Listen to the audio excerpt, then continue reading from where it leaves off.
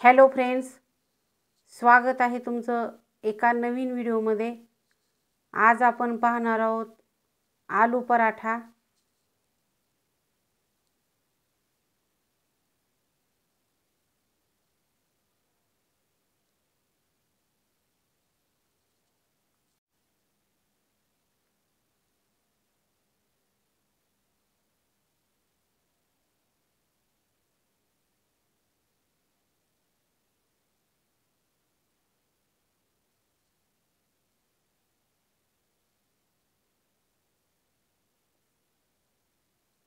सर्वात अगोदर आपण पराठ्यासाठी लागणारं पीठ मळून घेऊ। या ठिकाणी मी 2 वाटी गव्हाचं पीठ चाळून घेतलेलं आहे। आता या पिठामध्ये चवीप्रमाणे मीठ टाकून घेऊ।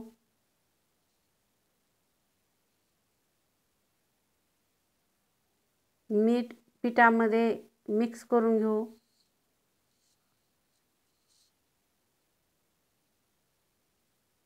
त्यानंतर यामध्ये थोडं थोडं पाणी टाकून आपण हे मऊसूत असं पीठ मळून घ्यायचं आहे।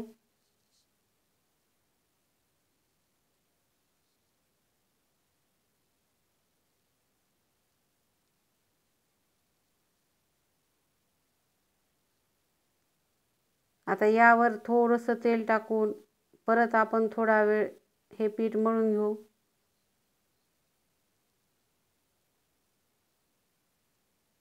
या ठिकाणी बघा, अशा मऊ प्रमाणामध्ये आपल्याला हे पीठ मळून घ्यायचं आहे। आता हे पीठ आपण झाकून ठेवू, तोपर्यंत यासाठी लागणारी स्टफिंग तयार करू।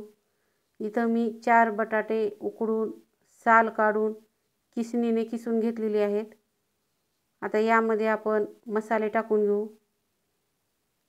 अर्धा चमचा धने पावडर, त्यानंतर यामध्ये आपण पाव चमचा जिरे पावडर टाकून घेऊ।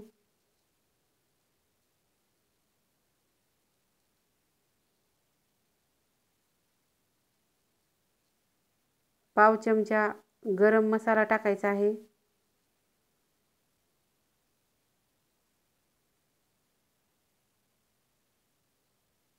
त्यानंतर मीठ चवीप्रमाणे टाकायचं आहे।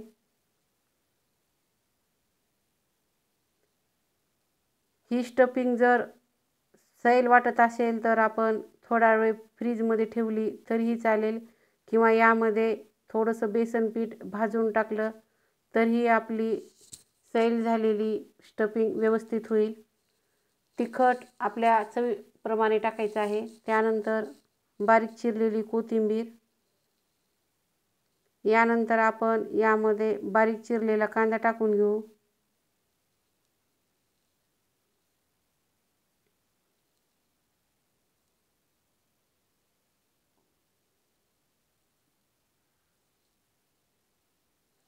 लाल तिखटाऐवजी तुम्ही या ठिकाणी हिरवी मिरची वापरली तरीही चालेल। आता यामध्ये आपण आलं आणि लसणाची पेस्ट टाकून घेऊ।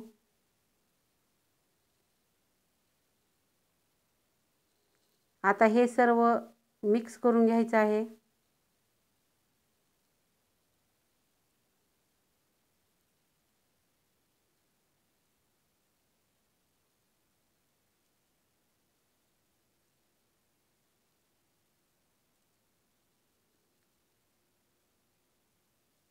आता हे पीठ थोडा वेळ मळून घेऊ।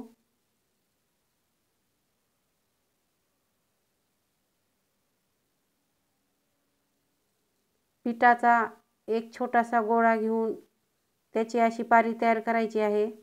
पारी मध्यभागी जाडसर आणि कडेने थोडीशी पातळ ठेवायची आहे। आता यामध्ये आपण हे आलूचं स्टफिंग भरून घेऊ।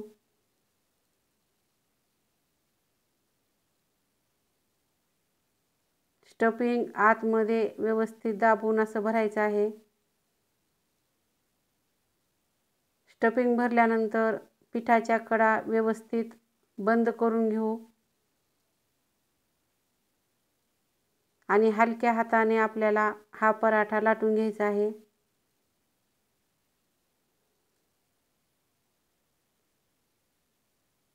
पराठा लाटताना कडेकडेने लाटून घ्यायचा आहे। या ठिकाणी बघू शकता, यामधलं स्टफिंग कोणत्याही ठिकाणी बाहेर आलेलं नाही.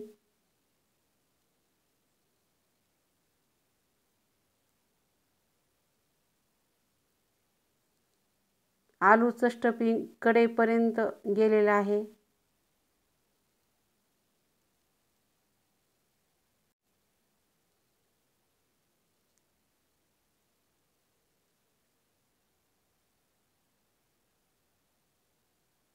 याच्या कडा पातळ अशा लाटून घ्यायच्या आहेत.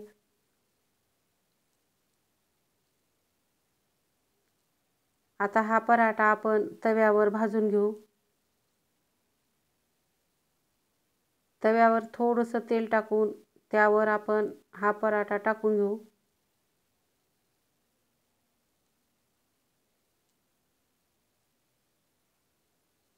पराठा उलटवून घेऊ.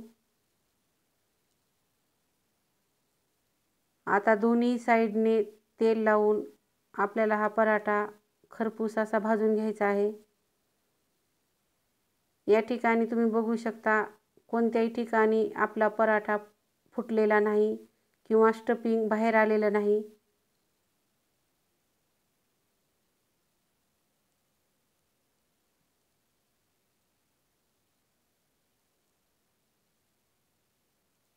आता हा पराठा भाजलेला आहे, आपण काढून घेऊ.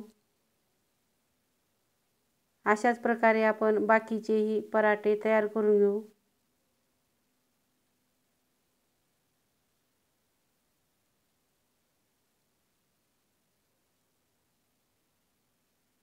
या ठिकाणी आपले आलू पराठे तयार झालेले आहेत.